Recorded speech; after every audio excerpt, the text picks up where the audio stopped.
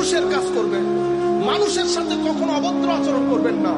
হিন্দু হোক, বুদ্ধ হোক, খ্রিস্টান হোক, মানুষকে মানুষের সম্মান দেবেন। কোন রিক্সাওয়ালা সুইপারের সাথে কখনো তুই তুকারি করবেন না।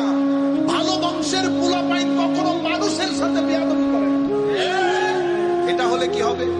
আপনার জীবন এনার্জেটিক হবে। আপনার জীবনে দুই ধরনের এনার্জি দরকার। কয় ধরনের এনার্জি?